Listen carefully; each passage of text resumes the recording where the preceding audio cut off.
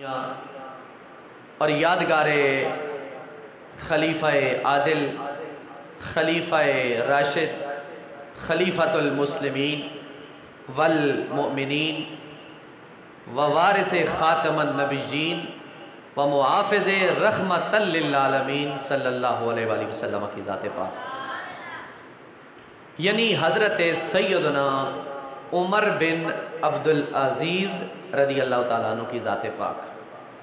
دعا ہے اللہ تعالیٰ سیدنا خلیفہ راشد عمر بن عبدالعزیز کے حوالے سے میری زبان پر کلمۃ الحق جاری و ساری فرمائے اور سن سنا کر عمل پیرا ہونے کی توفیق خاص عطا فرمائے۔ آج کا یہ موضوع رکھنے کی وجہ یہ ہے کہ گزشتہ جمعۃ المبارک والے دن یہ بات میڈیا پر، electronic media, print media, social media اور اخبارات کے ذریعے، خبروں کے ذریعے اس بات کو ہم نے محسوس کیا اور چشم سر سے مشاہدہ کیا کہ کچھ جہنمیوں نے، کچھ باغیوں نے، کچھ لعنتیوں نے، کچھ ذلیلوں نے، کچھ کمینوں نے، کچھ بدبختوں نے اور کچھ لہینوں نے تاجدار عدل و انصاف ثانی عمر، خلیفہ برحق، خلیفہ راشد، حضرت خلیفہ عادل، خلیفہ راشد، خلیفۃ المسلمین والمؤمنین، وارث خاتم الانبیاء، وارث احمد مجتبی صلی اللہ علیہ وآلہ وسلم، میری مراد حضرت عمر بن عبدالعزیز رضی اللہ تعالیٰ عنہ کے مزار پر انوار پر، آپ کی زوجہ سیدہ فاطمہ کے مزار پر انوار پر، آپ کے خادم ابو زکریا منصور کے مزاروں پر خودکش دھماکے کیے گئے، بارود سے اڑائے گئے، ظلم و ستم کی داستان رقم کی گئی اور پھر ان قبروں میں ان کے جسموں کو نکالا گیا، ان کے مقبرے کو، مزاروں کو گرایا گیا، زمین کے ساتھ مسمار کر دیا گیا، قبریں اکھاڑی گئیں، قبروں سے جسم پاک باہر نکال کے انہیں جناب والا جلایا گیا آگ کے اندر اور خاکستر بنا دیا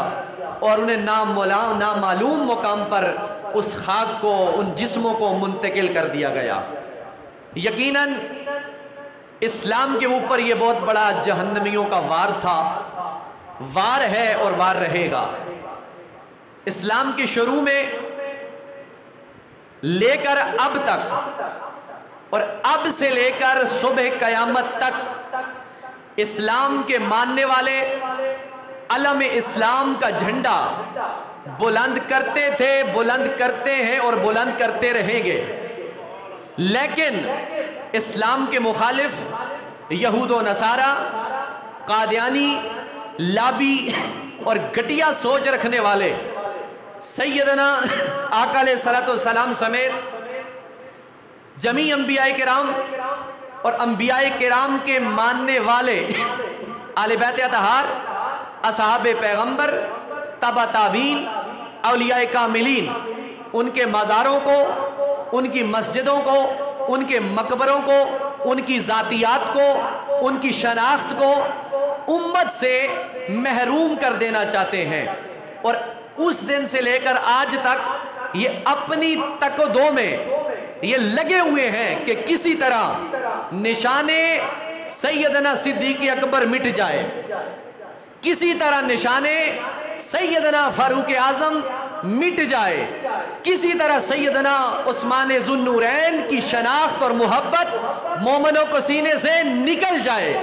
کسی طرح سیدنا حضرت مولا علی شیر خدا کی محبت ایمان کا تقاضا جو کرتی ہے مومنوں کے سینے سے نکل جائے، کسی طرح سیدنا امام حسن مجتبی کی محبت دلوں سے نکل جائے، کسی طرح حضرت مولا حسین کی محبت سینوں سے نکل جائے، کسی طرح امام زین العابدین کی محبت سینوں سے نکل جائے، کسی طرح محبت حضرت سیدنا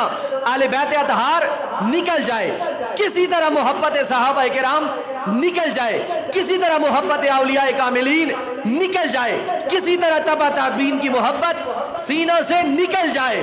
کسی طرح محبت خلفائے راشدین نکل جائے، کسی طرح محبت حضرت سیدنا عمر بن عبدالعزیز نکل جائے، لیکن جیسے جیسے یہ جہنمی سازشیں جہنمیوں والی کرتی رہیں گے، اسلام والے ان کا علم بلند کرتے بھی رہیں گے اور ان کا ذکر محراب و منبر پر چڑھا کر بلند آواز سے کر کے عالم کفر کو بتاتے بھی رہیں گے۔ تم جتنا گھٹانے کی کوشش کرتے رہو گے، نبی کے غلام کل بھی غلاموں کا علم بلند کرنے کے لیے تیار تھے، آج بھی تیار ہے۔ تو اس لیے عمر بن عبدالعزیز وہ شخصیت ہے کہ جنہیں آل سنت کے نزدیک خلیفہ راشد کہا جاتا ہے، خلفائے راشدین میں جن کا شمار قرار دیا جاتا ہے۔ اور میں آپ کو بتا دینا چاہتا ہوں کہ خلیفہ راشد حضرت سیدنا عمر بن عبدالعزیز رضی اللہ تعالی عنہ کیسی عظیم ہستی ہے کہ جس ہستی کا انتخاب خود میرے رب نے فرمایا ہے، رب کے رسول نے فرمایا ہے، اور رسول کے پیارے یار اور پیارے سسر مصطفیٰ سیدنا عمر فاروق نے خود فرمایا ہے۔ آئیے سیدنا ابو حفص عمر بن عبدالعزیز آپ کی زندگی اور ادوار کے مطابق میں گفتگو کرنے لگا ہوں۔ 61 ہجری یا 63 ہجری میں سرزمین مدینہ طیبہ میں آپ پیدا ہوئے۔ اچھی بولو ذرا سبحان اللہ۔ دو روایتیں 61 یا 63 ہجری میں آپ مدینہ طیبہ میں آپ جلوہ گر ہوئے، آپ کی پیدائش ہوئی، آپ نے آنکھ کھولی، آپ کے والد گرامی حضرت سیدنا عبدالعزیز رحمت اللہ تعالی علیہ سرزمین عرب کے بہت بڑے جید ممتاز شخصیات میں آپ کا شمار ہوتا ہے، اور بڑے جلیل القدر نیک بزرگ گزرے ہیں آپ کے والد عبدالعزیز، اور سرزمین عرب کے معززین ترین علاقہ میں آپ کا شمار ہوتا ہے، اور خاندان قریش کی شاخ بنو امیہ کے ایک قصبے میں اس میں آپ نے آنکھ کھولی اور آپ نے زندگی کا دور شروع فرمایا۔ آپ کے والد گرامی 20 سال تک مصر کے گورنر رہے۔ عمر بن عبدالعزیز کے والد گرامی عبدالعزیز 20 سال تک مصر کے گورنر رہے اور اسلام کا پرچار کرتے رہے 20 سال تک۔ جب حضرت عبدالعزیز بن مروان کی وفات کا وقت قریب آیا تو فرمایا مجھے میرا کفن دکھاؤ، مجھے میرا کفن دکھاؤ۔ زمانے والوں بندہ مرتا ہے، مرتے مرتے اس کی نظر اپنے مال پہ ہوتی ہے، اپنی اولاد پہ ہوتی ہے، اپنے گھر بار پہ ہوتی ہے۔ اے کاش ساری زندگی مال اکٹھا کیا، خرچ نہ کیا، پریشان ہوتا ہے۔ حلال و حرام اکٹھا کیا، عطا نہیں کیا، پریشان ہوتا ہے۔ رب کی بارگاہ میں جھکا نہیں، پریشان ہوتا ہے۔ لیکن خلیفہ کا سنا جب حضرت عبدالعزیز بن مروان کی وفات کا، یعنی عمر بن عبدالعزیز کے والد کا انتقال کا وقت آیا قریب، تو آپ نے اپنے گھر والوں سے فرمایا، میرے گھر والوں، او میرے لجپالو، او میری نگہداشت کرنے والو، او میری خیال رکھنے والو، اب دنیا سے جاننے کا میرا وقت آ گیا ہے، مجھے وہ میرا کفن تو دکھاؤ جو مجھے پہنا کر دنیا سے رخصت فرماؤ۔ وہ مجھے میرا کفن تو دکھاؤ جو دنیا سے جانے کے بعد میرے جناب والا جسم پر زیب تن فرما کر مجھے غسل کفن دے کر اپنے مالک حقیقی کی بارگاہ میں لے چلو۔ گھر والوں کے جناب والا نے جب یہ اسرار سنا، عبدالعزیز کا چھوٹا سا جناب والا سفید کپڑا آپ کی پاک بارگاہ کے اندر حاضر کیا گیا۔ آپ نے اس کپڑے کو دیکھا، ملاحظہ فرمایا اور فرما کر منہ پھیر کر رونے لگے۔ گھر والوں نے یہ حالت دیکھی، آپ بھی رونے لگے۔ تھوڑی دیر روتے رہے، بک بک اتھروں جناب والا چہرے پہ نازل ہونے لگے، گرنے لگے۔ آپ تھوڑی دیر کے بعد گھر والوں نے پوچھا، او عبدالعزیز بات کیا ہے؟ آج روتے ہو کفن کو دیکھ کر، بات کیا ہے؟ کیا موت سے ڈر لگ گیا؟ فرمایا موت سے ڈر نہیں لگ رہا، او میں تو کفن کو دیکھ کر اس لیے رو رہا ہوں۔ اور کفن کو مخاطب کر کے، دنیا کو مخاطب کر کے فرمایا، او دنیا ساری زندگی تیری خاطر جو میں نے کیا، بہت کچھ کمایا، لیکن میرے ساتھ جائے گا وہی جو تھوڑا سا کپڑا میرے سامنے موجود ہے۔ اور جس نے دنیا کو تھوڑا کمایا، جس نے دنیا کو جناب والا تھوڑا کمایا اور تھوڑا لیا، خرچہ تو اس کا بھی ہو جائے گا،